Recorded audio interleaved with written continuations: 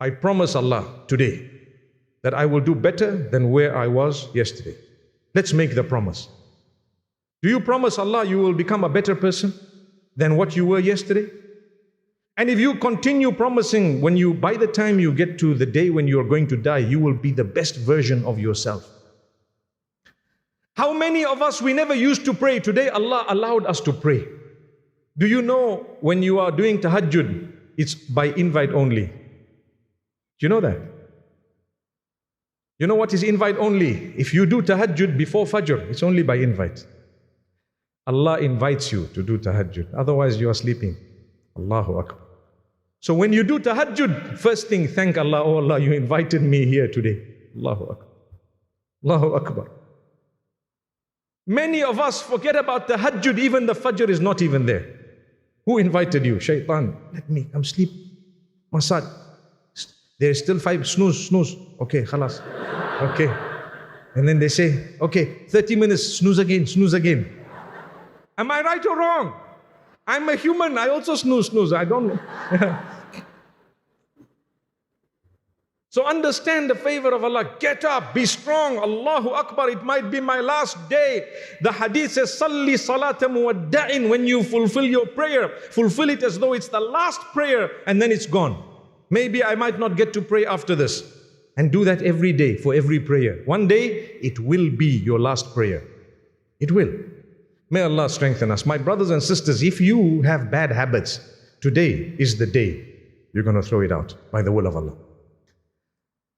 If Allah does not soften your heart on a day like this, where so many thousand have gathered here, for example, in order to remember Allah, if Allah did not soften you on a day like this, when do you want to be softened? What are you waiting for? Is there something you are waiting? Some people, they turn to Allah after they have a big loss. You can wait for the loss. Sometimes it might not come. Sometimes people are diagnosed with a disease. May Allah give you shifa. If Allah has tested you with a sickness, today we are asking Allah, Allahumma shfihi, or Allahumma shfiha. Oh Allah, grant her or him cure. May Allah grant you cure.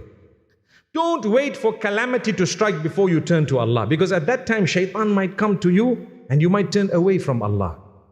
There are some people, there is a guy who sent me an email the other day saying, I lost my job. 2 years I'm making dua, Allah is rejecting. Now I'm fed up of praying. Hey, how can you say that? How can you say Allah is rejecting? Allah knows, He wants to squeeze you to the end.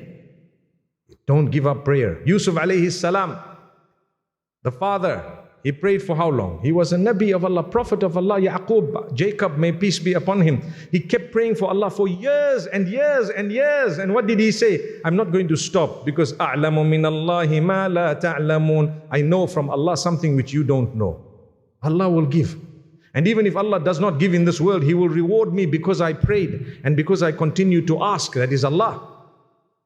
So my brothers and sisters, today is the day.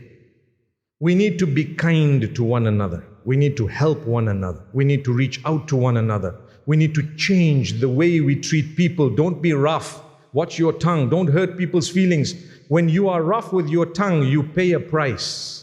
When you are hurtful to someone, you pay the price. When you have done something wrong to someone else, that is a heavy price you're going to pay. It's worse than when you have committed a sin between you and Allah, because you and Allah, He can forgive you without interference of anyone else. He is Ghafoor, Rahim, Rahman, Wadud, the most kind, the most merciful, the most generous, the most compassionate, the most forgiving, and so on. Those qualities belong to Allah, not to other human beings.